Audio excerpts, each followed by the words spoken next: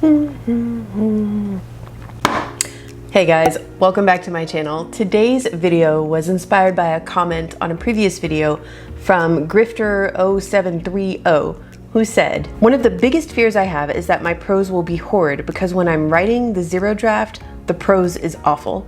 I've read and watched videos about all these rules like to keep to an active voice, delete adverbs, etc., and those do help tremendously. But I see so many people being able to write near polished prose on a first attempt, and it's demoralizing at times." So today we're talking about prose, improving your prose, and envy. Grifter, I know authors like that too. They write faster than me, they write better than me, and their first drafts come out, to my eyes, flawlessly beautiful. Meanwhile, I occasionally write something in a first draft that I'm like, hey, that's pretty good.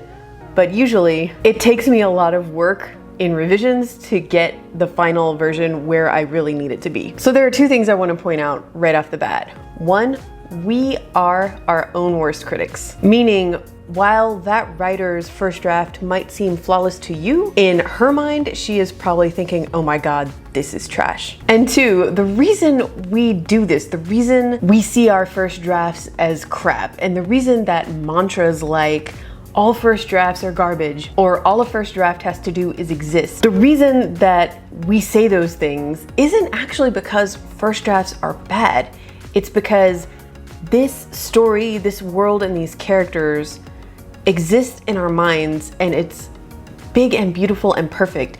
And it's so frustrating that we can't take it out of our heads and put it on the page exactly as we see it.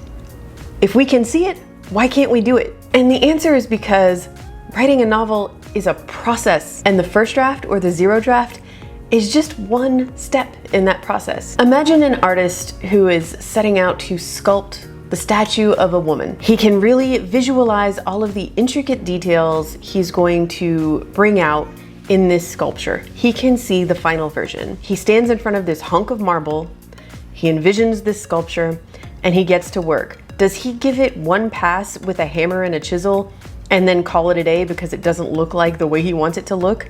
No, of course not. That would be ridiculous. On the first pass, he's just gonna get the vague shape of a woman. Then he pulls out a whole other set of tools and he gets to work on the finer details. It is a process. All art is a process. Don't pressure yourself to take the thing that you see so perfectly in your head and get it out on the first try. That's not how it works. It's absurd, it's unrealistic, and it's unfair to yourself. Be patient, be kind to yourself, be forgiving, especially during a first draft or a zero draft. Dude, you said, when I'm writing a zero draft, the prose is awful. Yes, that means you're doing it right. If you have a clear vision of this big, beautiful, emotional story in your mind, and the first time you try to get it out, it's coming out awkward, yeah, that's right, because it's just one step in the process. And the fact that you can see it, you can see that final version, that's great because you have something to aim for in revisions. Also, and I know you guys have to know this, but I suspect a lot of writers still do it anyway.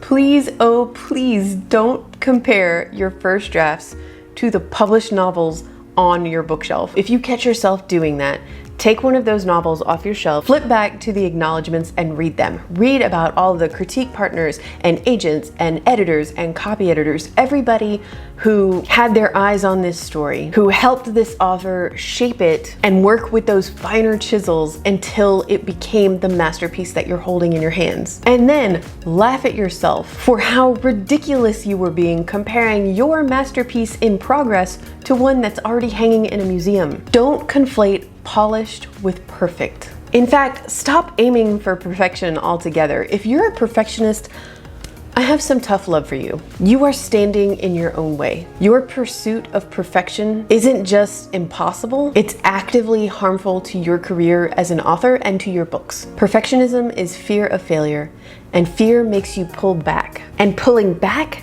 means you're never going to get that story out of your head and onto the page. This isn't about perfection, it's about standing out. This is something my agent and I have talked about a ton. And I know it's a phrase that she likes to bring up when she gives speeches and talks at conferences and stuff. What makes your book stand out? What makes you as an author? What makes your voice? What makes your prose stand out? What makes it different? Not perfect, different. Readers don't want another Nora Roberts or Paulo Coelho or Dan Brown. Why would they want an imitation when they could just read Nora Roberts or Paulo Coelho or Dan Brown? So forget about what makes their books and their writing great and focus on yours. What about your prose is unique? What about your voice is unique? That's what you should be focusing on, not perfection, because you won't find special if you're pursuing perfection. And when you really internalize this, you truly do realize how pointless it is to play the comparison game. And ultimately, that's what's going to help you let go of envy, at least as much as we are capable of doing. Now, if you don't know what makes your prose stand out yet, that's okay. I don't think most authors do when they're first starting out, and it might even take years for you to really develop your voice. Obviously, the best thing you can do is write. It's like a muscle. The more you work it out, the stronger it gets. But there is one other thing I wanted to talk about related to prose and voice, because I don't feel like I've heard a lot of authors talk about this, and it was something that I spent a lot of my career feeling really insecure about. Some authors have a really clear, distinct voice that carries through every single book that they write. If you saw a random page that you'd never read before, you'd know immediately that that author wrote it. And that is awesome. But a lot of us don't have that. Our prose and our voices, they kind of change from project to project. And I think this is especially true because it kind of has to be of authors who write in more than one genre. My first series, it was a middle grade series called I Heart Band, and it's this bubbly, fun, contemporary series full of friendship and drama and music. It has, I think, a pretty strong voice. And it is also nothing like my two middle grade standalone novels, which are kind of like dark fairy tales. They too have strong voices, in my opinion, and they're still my voice, but they're nothing like that other series. But I think if I really looked, if I really dug into it and read through my own books, I could find some similarities. I could find my fingerprint, because there's a lot more to prose than just how you turn a phrase. It's how you set up a joke and deliver a punchline. It's how you reveal a twist. All of those things, they're part of what makes your writing unique too. As another example, let's look at two books that I co-authored. I wrote the YA novel The Prose of Cons with Allison Cherry and Lindsay Rebar, and we received a lot of praise about how our voices complemented one another, how they went together and the book felt cohesive, yet all of our characters had distinct voices. I had to adapt a little bit to make this work, and I'm sure Allison and Lindsay did too. For me, my character, Phoebe, had this really kind of harsh, blunt attitude. In one round of edits, in order to help make her more distinct from the other two protagonists, I worked on sharpening her prose. I cut a lot of unnecessary words. It was more sparse than I normally write, and the word choices were more blunt. If I had written her story or this character in another novel that wasn't co-authored and it was just me, I don't think I would have taken it that far. But I did it in order to distinguish her from the other two characters. But it's still my character, and it's still my voice. My other example is the Secrets of Topsy series, which I co-authored with Kirsten Hubbard. Kirsten and I are very different writers with very different styles, but this collaboration worked so well because the concept for the series specifically came from our mutual love of creepy, quirky, middle grade books from our childhood, specifically Sideways stories from Wayside School. Now, if you want to talk about authors who write magical, beautiful prose in a first draft, that's Kirsten. But this actually really helped me out because as we worked on these books together, I found myself paying closer attention to how I turned a phrase, and I was able to find a little bit more lyricism in my own voice than I know I would have had I tried writing these books alone. It's okay to sound different from one book to the next. I don't know if anybody out there needs to hear that, but there it is. We get so caught up in branding and keeping your readers hooked by delivering to them exactly what they expect from you. And I don't know, I think that can really stunt our growth if we take it too far. It can hinder our potential evolution as authors, but that's probably a topic for another video. What's my point? My point is, Another author might come up with a similar concept to yours, or a similar character to yours, or a similar world to yours, but they will never sound like you, period.